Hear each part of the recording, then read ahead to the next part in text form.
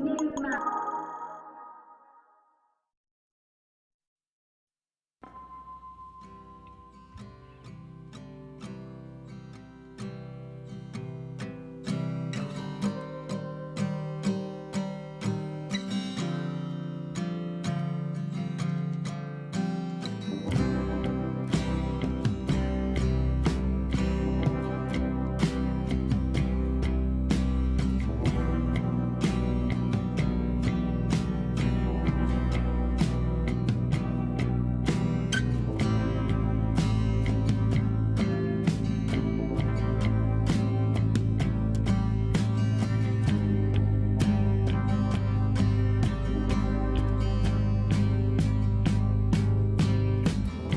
couple years ago, I was with my family, and we were spending some time in this cabin in the woods on the edge of this remote lake. And I mean, we were deep in the middle of nowhere.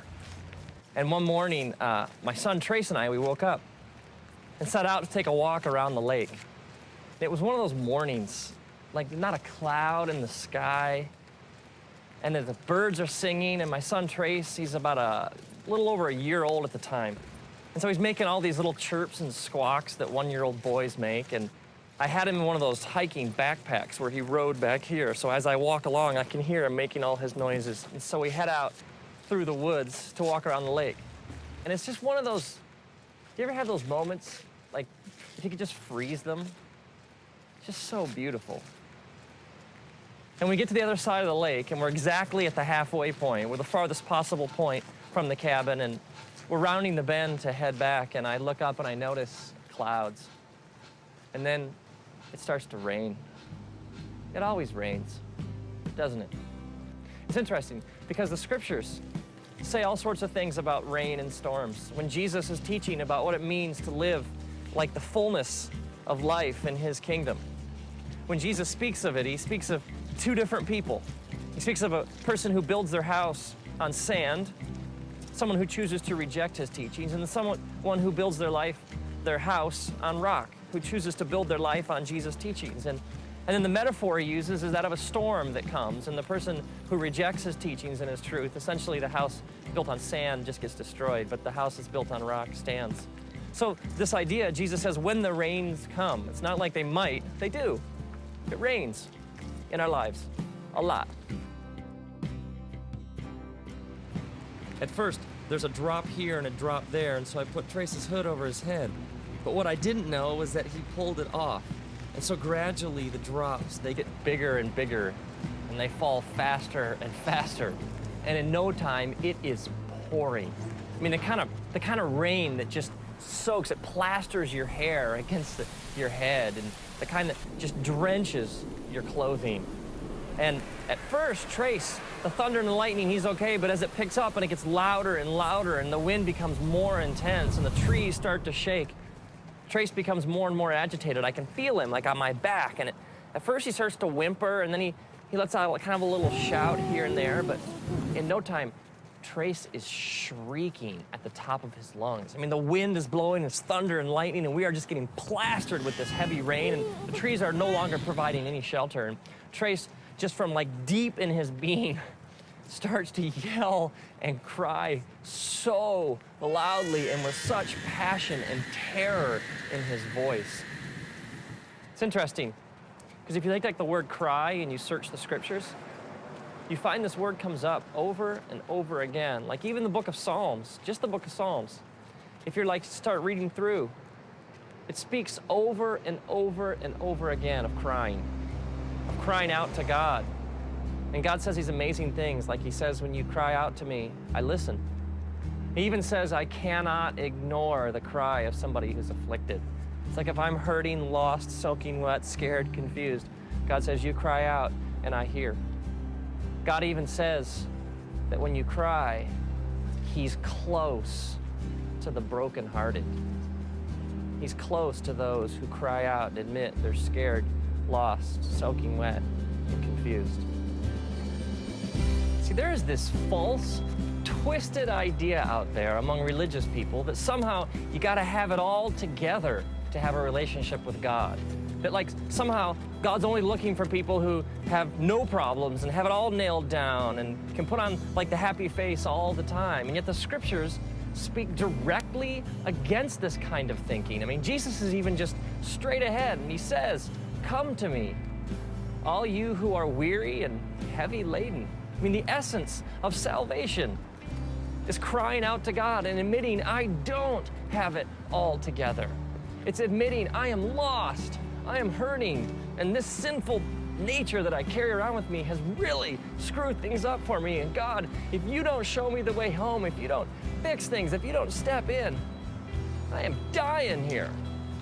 And this kind of thinking is all throughout the scriptures. It's over and over again. God says to us, when you come to me with all your junk, come to me with your problems, come to me all screwed up, all messed up. Let me take care of it. Jesus even sets out looking for people. He even says this. He says, I'm not looking for the healthy. I came for the sick. It's interesting if you think about the storm from Trace's perspective. For Trace, the storm is his reality. He sees nothing else. The lightning and the thunder and the trees swaying and the raindrops and the water just dripping off him. It's all he knows. He sees no reality beyond this storm.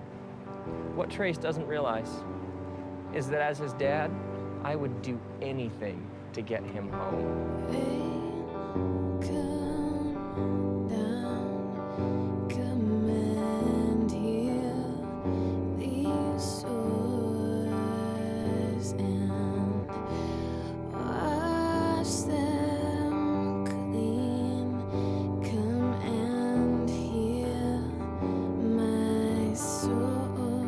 So at this point, Trace is shrieking at the top of his lungs in stereo right behind my head.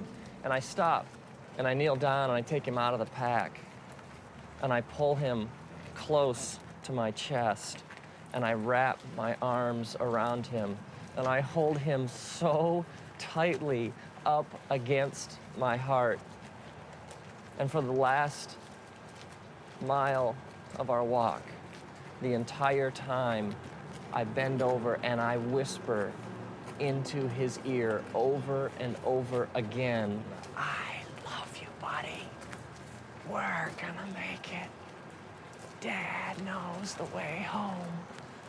We're gonna make it. I love you, buddy. And over and over and over again, through the storm, I carry him home, clutched tightly against my chest, whispering, I love you, buddy. We're gonna make it. Now imagine if like years later, Trace is in therapy or something, and he drags up this repressed memory of the walk. And he comes to me and he's like, Dad, what'd you let me go through that for? I got all this junk inside me. I thought you loved me. How could you have exposed me to something that horrible, that storm? I mean, why didn't you protect me? I would be crushed.